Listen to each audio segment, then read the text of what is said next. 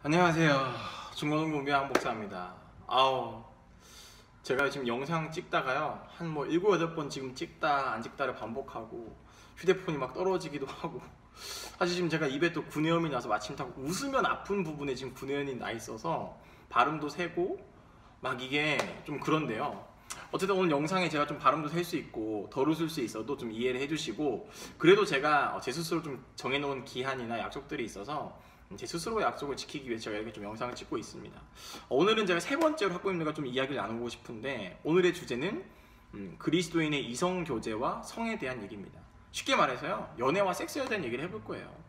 목사님 입에서 어떻게 그런 막 단어도 막 부끄러워 막 남사스럽고 막 그러시죠 여러분. 그런데 요즘 아이들은 그런 단어에 대해서 너무 쉽게 얘기하고요, 또 아이들의 문화이기도 합니다. 그래서 어쨌든 제가 중고등부를 담당하는 목사로서 그 아이들의 문화를, 또 그 아이들의 언어를 조금 학부모님들에게 소개하고 표현할 수 있으니까 오늘 영상을 보실 때는 좀 그런 표현들이 있을 수 있다, 좀 가급적 그런 부분들을 좀 이해해 주시고 양해해 주시기를 부탁드립니다. 저희가 첫 번째로 좀 나눠보고 싶은 주제는 이성교제에 대한 얘기인데, 구체적으로 목사님 꼭 이성교제를 할 때 예수 믿는 사람과 교회 다니는 사람, 신앙 있는 사람과 이성교제를 해야 하나요? 이게 첫 번째 질문입니다. 저는 이렇게 대답하고 싶어요. 네, 그래야 됩니다. 가급적 그래야 합니다. 저는 이렇게도 좀 말하고 싶어요. 꼭 그래야 합니다. 그러나 꼭이라고 말해보면 뭔가 맹신이 되어버리고 답이 되어버리는 것 같기 때문에 저는 오늘 가급적이라는 표현을 쓰고 싶습니다. 연애를 할 때요, 가급적 그리스도인들과 만나야 해요. 제가 이제 첫 번째 이 연애에 대한 얘기를 해보고 싶은데, 자녀들에게도 사실 우리 아들, 딸이 연애한다 그러면 막 덜컥 가슴이 내려앉잖아요. 특별히 성적 떨어지면 어떡하지 막 이런 생각도 들고, 아무래도 여학생을 키우시는 부모님들 입장에서는 늦어지는 귀가 시간이나 오랫도록 새벽까지 통화하는 것들이 마음에 들지 않을 수 있고 걱정이 될 수 있습니다. 연애를 하는 우리 아이들에 대해서 무작정 안 돼, 휴대폰 압수하고 막 그러는 것이 아니라, 어떻게 하면 건강하게 연애를 하게 할 수 있고 어떻게 하면 신앙 안에서 이것들을 바라볼 수 있는지 제가 오늘 세 가지 관점으로 좀 얘기해 보고 싶습니다. 첫 번째는 이렇게 자녀에게 한번 물어보세요. 또 이렇게 스스로에게 물어보세요. 기도하고 만났니? 또는 기도하고 만나고 있니? 너무 고리타분한 이야기죠. 사실 무슨 중고등학생 애들이 연애하는데 기도를 하고 만나고 기도하면서 만납니까? 여러분, 고리타분한 이야기인 것 알고 있습니다. 그런데 제가 이 이야기를 왜 드리냐면, 질문에 대한 걸로 한번 돌아가 볼게요.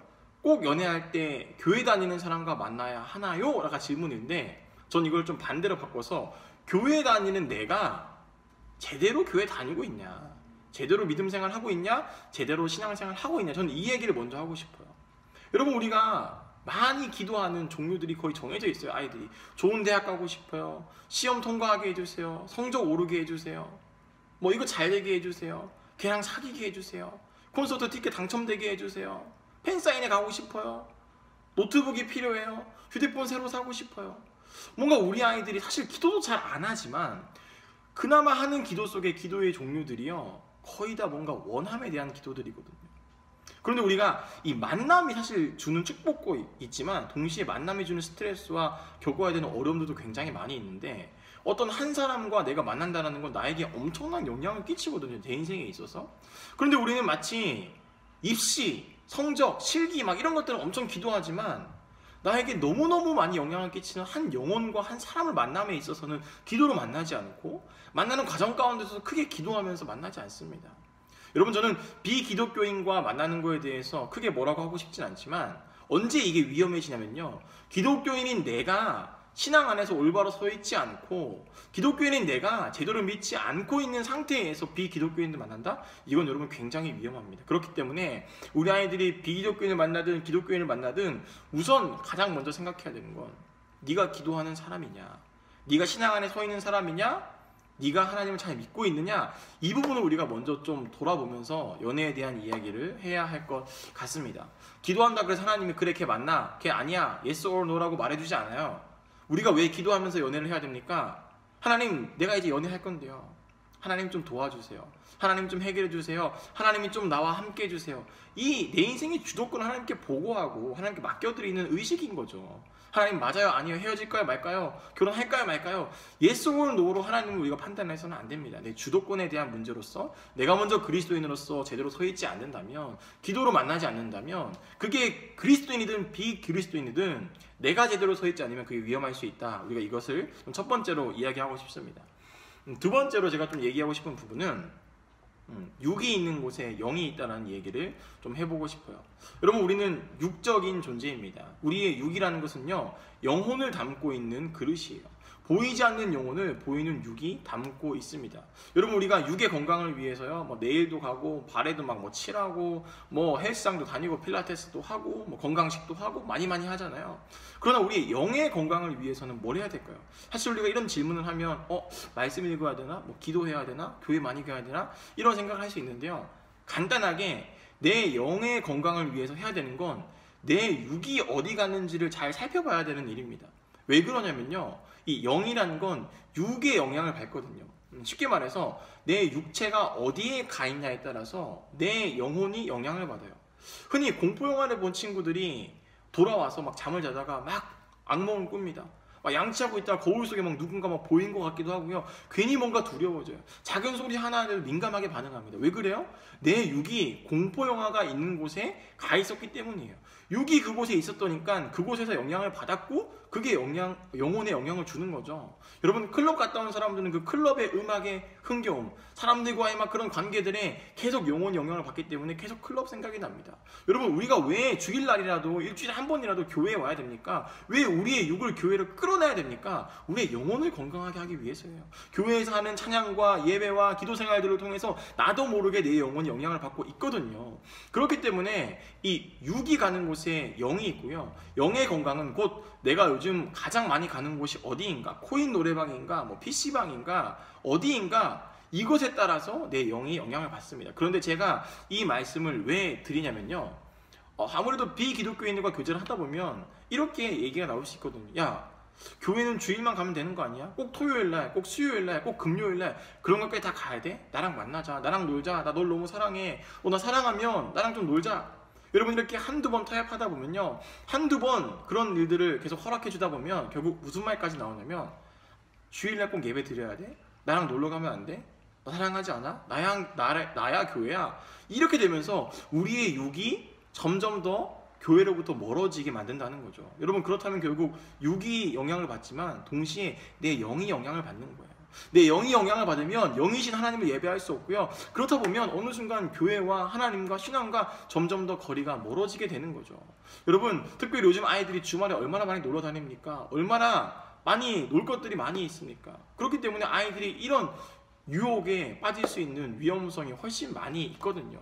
저는 그런 의미에서 육이 영에게 영향을 끼치는데, 우리의 육을 교회 가지 못하게 할 수 있는 확률이 교회 다니는 사람 만나는 것보다 교회 안 다니는 사람이 교회 안 다니는 사람이 그렇게 할 확률이 훨씬 높으니, 우리가 이런 관점을 가지고서라도 교회 안 다니는 사람보다는 교회 다니는 사람을 가급적 만나라, 이런 얘기를 제가 좀 드리고 싶은 거죠. 사실 이건 성경에 있는 얘기는 아닙니다. 왜냐하면 성경에서 뭐 이성교제에 대한 얘기를 하고 있지 않거든요. 그저 제가 경험하고 제가 공부하고 제가 배운 것들에 의거해서 제가 목회적인 권면을 아이들에게, 또 학부모님들에게 담당 교육자로서 드리는 것입니다.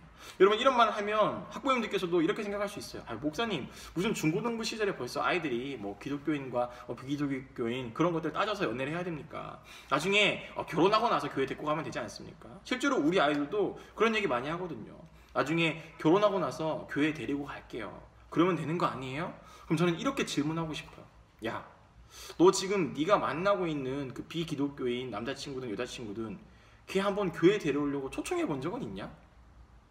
걔를 전도해 볼 생각은 해본 적 있냐? 걔를 영혼을 위해서 기도는 하고 있냐? 여러분, 우리가 지금 당장 연애하면서도 하지 못하는 것들을 결혼이란 제도 속에서 한다? 이것은요, 곱하기 더하기 빼기도 못하면서 수리 1등급 맞겠다는 얘기랑 똑같은 얘기입니다. 여러분, 말이 안 되는 이야기거든요. 저는 이런 부분에서라도 우리 육이 교회 가는 것을 방해하는 확률이 아무래도 교회 안 다니는 사람과 만났을 경우에 훨씬 높아지니, 이제 이런 관점에서라도 제가 그렇게 권면을 드리고 싶은 거예요. 세 번째로, 우리가 왜 그리스도인들과 가급적 연애를 해야 되느냐? 자, 이제 이 이야기를 좀 해보고 싶은데, 저는 그것을 이렇게 좀 표현해보고 싶습니다.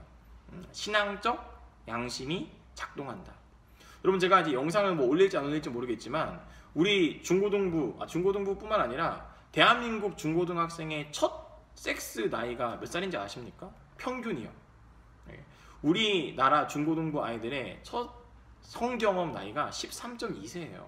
그러니까 6학년에서 중학생이 되는 그 사이에 평균적으로 우리나라 중고등학생들이 첫 섹스를 경험한다는 겁니다. 여러분, 학부모님들이 살았던 시대와 지금 아이들이 사는 시대의 문화가 얼마나 다르고 얼마나 태폐적입니까?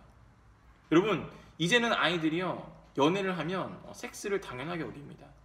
이제는 성적인 경험들을 너무 당연하게 여기고요, 남자들끼리는 그것을 자랑스럽게 얘기하기도 하고요, 남자뿐만 아니라 여자들도 이제는 성적으로 너무 개방된 시대에 우리가 살고 있습니다. 그러다 보니 우리 아이들이 그런 위험에 노출될 유혹도 훨씬 많이 있죠.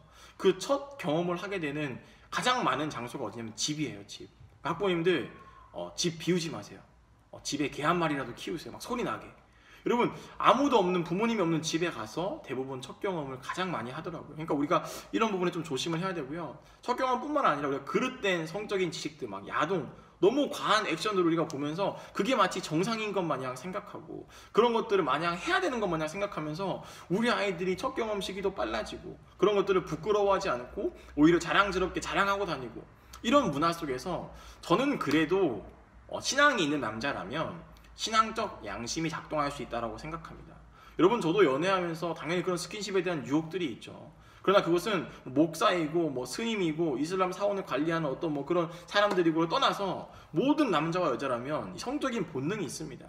그러나 그 본능을 절제하기가 참 힘들잖아요. 그런데 신앙 있는 사람들은 그래도 신앙적 양심이 작동하기 때문에 이건 좀 내가 너무 좀 부끄러운 것 같은데, 이건 좀 아닌 것 같은데, 이건 좀 하나님이 싫어할 것 같은데 라는 생각들을 우리가 하게 된다는 거죠. 저도요, 막 그런 생각들이 들 때 막 죄와 피 흘리기까지 싸우라고 로마서 말씀 붙여놓고 막 별의별 것들을 많이 붙여놓으면서 막 저를 정죄하고 있었어요. 근데 이게 뭐 어떤 성공을 했든 못했든 제 안에 신앙적 양심이 작동한 거잖아요. 여러분, 신앙적 양심이 작동할 수 있는 기회는 당연히 신앙인들에게 더 있습니다. 그들이 은연중에 들었던 성경 말씀들, 은연중에 들었던 설교 말씀들, 은연중에 들었던 선생님과 부모님들의 권면들이 그래도 그런 상황 가운데서 스톱 할 수 있는 여지가 그래도 비기독교인보다는 신앙 있는 사람들에게서 훨씬 더 많이 있다. 이제 이런 관점에서 비기독교인보다는 그리스도인들과 연애하는 것을 제가 가급적 추천하고 그렇게 권면하는 것입니다. 여러분, 그럼에도 불구하고 꼭 그래야 하는 건 또 아니잖아요. 이미 만나고 있는 사람들도 있고 이미 그렇게 결혼을 하신 학부모님들도 있을 테니 저 이제 이런 이야기를 또 해보고 싶습니다. 이미 만나고 있는 분들에게, 이미 그렇게 결혼하신 분들에게 저는 한 3가지 정도를 얘기하고 싶어요. 첫 번째는, 너희가 이미 비그리스도인과 연애하고 있다면 너의 신앙을 확고하고 분명하게 말해라. 나는 이런 부분에서는 꼭 교회를 가야 되고 여름수련회나 이런 데는 꼭 가야 되고 너와 만나는 것도 너무 좋지만 이런 부분도 나는 중요하게 생각한다. 우리의 신앙을 확고하고 분명하게 말할 수 있는 신앙적 태도와 담대함이 우리에게 있어야 됩니다. 그리고 두 번째는요, 어떤 우리 교회에서나 우리 공동체에서나 주변 사람들 중에서 나의 이 연애 얘기를 들어주고 연애 얘기에 대한 고민들도 함께 나누고 이야기할 수 있는 그런 어떤 영적인 멘트, 영적이라는 것보다는 그냥 연애의 멘트들을 공동체 내에서 두는 게 중요합니다. 그게 선생님이면 선생님, 뭐 목사님이면 목사님, 교육자면 교육자, 다른 사람이면 다른 사람, 어쨌든 공동체 내에서 내가 비그리스도인과 연애함에 있어서, 결혼해서 살아감에 있어서 이것들을 같이 고민을 나누고 위로해주고 격려해주며 다시금 신앙으로 나아갈 수 있게 하는 그런 멘토들이 분명히 연애에 필요합니다. 그런데 우리는 약간 교회에서 만나면 쉬쉬하고 왜 그러냐 막 터부시하고 좀 부끄러워하는 경향들이 있잖아요. 그게 아니라 오히려 당당하게 밝히고 그것들을 조언을 받고 할 수 있는 멘토가 분명히 필요하다는 거죠. 여러분, 3번째로 저는 비그리스도인들과 만나고 있는 학생들이나 학부모님들에게 이렇게 권면드리고 싶습니다. 기도하세요. 네, 기도하면서 만나세요. 우리가 아무런 조치도 취하지 않고 때가 되면 알아서 나오겠지가 아니라 내 삶 가운데 할 수 있는 작은 영역부터 기도해 나가면서 우리가 만나야 한다는 거죠. 여러분, 우리가 이렇게 이성교제에 대한 이야기를 좀 길지만 나눠봤습니다.